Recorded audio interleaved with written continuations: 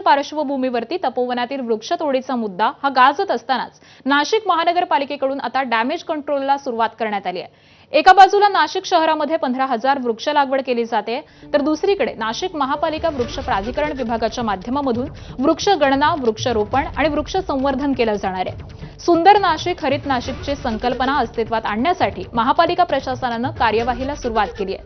25 कोटी रुपयांचा अंदाजपत्रक हे स्थायी समितीला सादरही करण्यात आलं।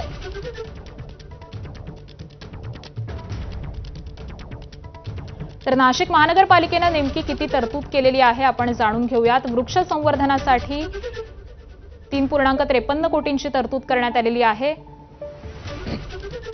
त्याबरोबरच वृक्ष लागवडीसाठी 8,57 लाखांची तरतूद करण्यात आली आहे। लावलेल्या नव्या झाडांच्या संरक्षणासाठी 1 कोटींच्या जाळ्या बसवल्या जाणार आहेत, तर जुन्या झाडांच्या जाळ्या दुरुस्तीसाठी 19 लाख रुपये खर्च होणार आहेत।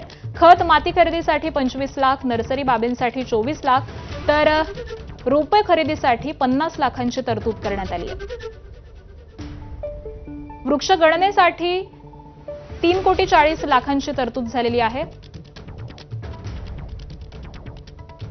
तर अशा पद्धतीने डॅमेज कंट्रोलचा हा प्रयत्न असणार आहे। आणि यानंतर पुढची बातमी पाहूयात। मनसे पदाधिकारी ॲडव्होकेट नितीन पंडित यांनी तपोवन वृक्षतोड प्रकरणी मुंबई उच्च न्यायालयामध्ये याचिका दाखल केली आहे। या याचिकेवरती आज सुनावणी होणार आहे।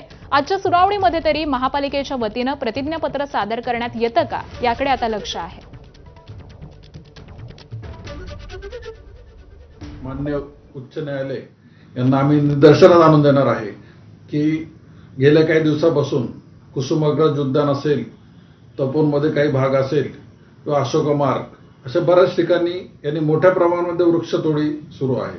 आणि त्यामुळे मुंबई उच्च न्यायालयाला आमची विनंती राहील की लवकर लवकर या वृक्षतोडी प्रकरणी स्थगिती देण्यात यावी, जेणेकरून नाशिक महानगरपालिका व वृक्ष प्राधिकरण व राज्य सरकार यांचे हात बांधले जातील। आणि यानंतर एक ब्रेकिंग बातमी पाहूयात धाराशिवमधून। धाराशिव जिल्हा परिषदेमध्ये विरोधात बसू पण शिवसेनेमध्ये